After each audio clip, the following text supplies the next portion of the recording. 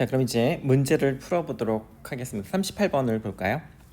윗글에 대한 설명으로 가장 적절한 것은 이라고 그랬어요. 근데 이제 이 글을 이미 읽어봤기 때문에 여러분이 바로 답을 구할 수 있을 건데요. 이 글은 국민참여재판제도의 특징을 설명한 거잖아요. 어떤 설명 방법을 통해서 과정이라고 하는 설명 방법을 통해서 얘기를 한 거기 때문에 과정, 절차, 특징 이런 단어만 나오면 돼요. 답을 딱 보니까 과정, 절차, 특징이 나온 단어의 답지가 2번이에요. 2번이 답일 것 같거든요. 그럼 나머지들을 한번 살펴볼게요. 어떤지. 1번 보니까 특정 제도의 형성 배경과 발달 과정을 설명했다고 했는데 발달 과정 없고요. 형성 배경 없어요. 그럼 3번을 볼게요. 특정 제도의 변화 과정 없어요. 전망 없어요. 그죠? 4번으로 갈게요.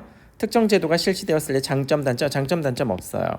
그 다음에 특정 제도가 지닌 문제점의 원인 없어요. 측면을 분석한 것도 아니에요. 그러니 1번 틀렸고 3번 틀렸고 4번 틀렸고 5번 틀렸거든요. 그럼 2번을 봐보세요. 특정 제도가 진행되는 절차. 그렇죠. 국민참여재판제도의 가 진행되는 절차, 과정 그것을 통해서 특징을 제시해주고 있잖아요. 그러니까 2번이 답이 될 수밖에 없겠죠. 38번으로 가보세요. 38번에 봤더니 윗글에 대한 이해로 가장 적절한 것은 이라고 그랬어요. 그러면 1번에 보니까 예비 배심원은 재판이 끝날 때까지 모든 과정을 배심원과 함께 수행한다? 아니죠. 예비 배심원은 뭘 못한다고 그랬어요. 평의나 또는 평결은 못한다고 그랬잖아요. 그쵸? 그 다음에 2번을 볼까요? 그럼 1번 이제 틀린 거 알겠죠? 1번 틀렸어요. 그 다음 2번 피고인이 원하지 않아도 법원의 결정에 따라 국민참여 재판이 열릴 수 있다. 아니 조건이 두 가지였잖아요. 피고인이 뭐 해야 돼요? 일단 신청을 해야 되고 그죠? 두 번째 법원이 결정을 하는 거죠.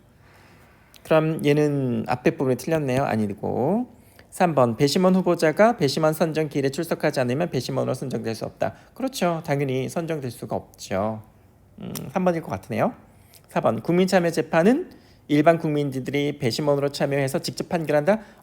배심원으로 참여하는 것까지는 됐어요. 근데 직접 판결하고 선고하는 건 누구예요? 재판부잖아요.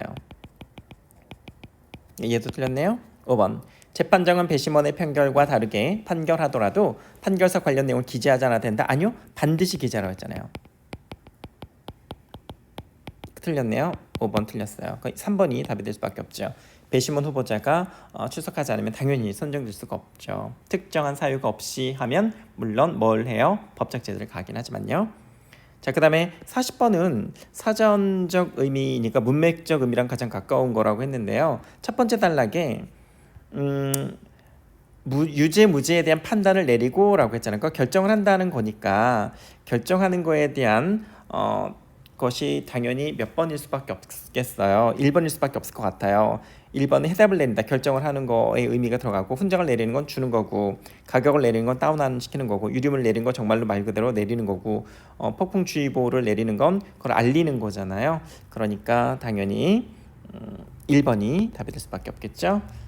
자, 그 다음에 이제 마지막 문제네요. 아까 41번을 했고요. 42번으로 가볼까요?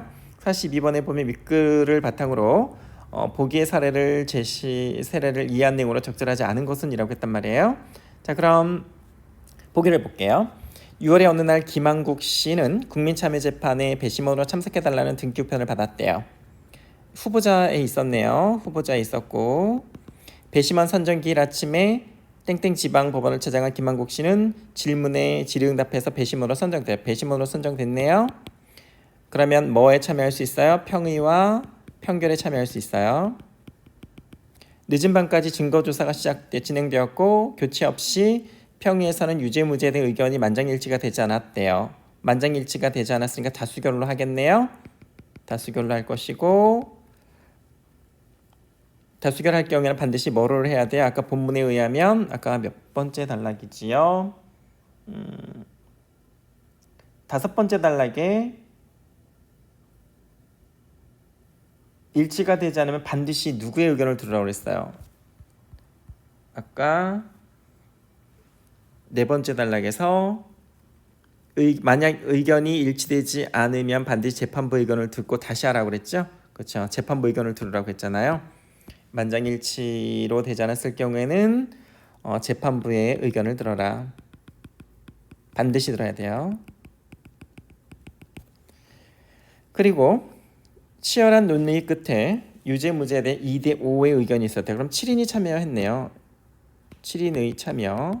그럼 7인이 참여했다는 얘기는 뭐겠어요? 양형이 그 법정형이 무기징역이나 사형은 아닌 거죠. 무기징역이거나 사형은 아닌 거죠.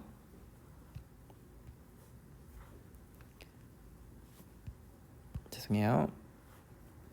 그러니까 무기징역이거나 사형이라는 법정형이 아닌 거예요. 그죠? 7인이니까 그 외에 인원인 거잖아요.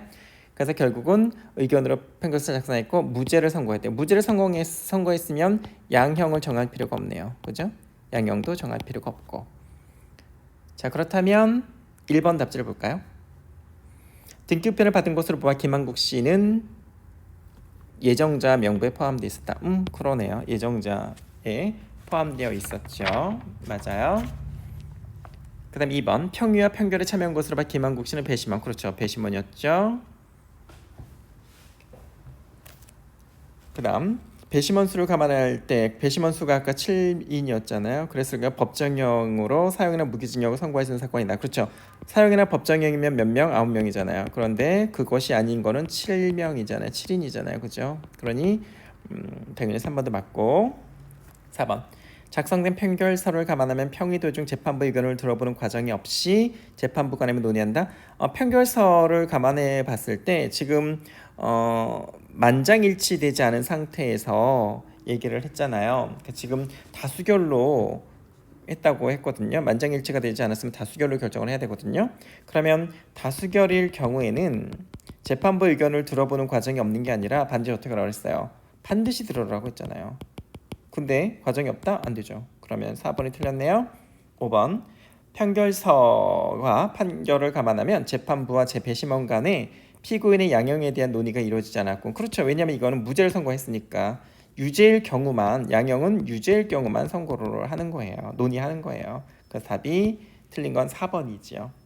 자, 여기까지입니다.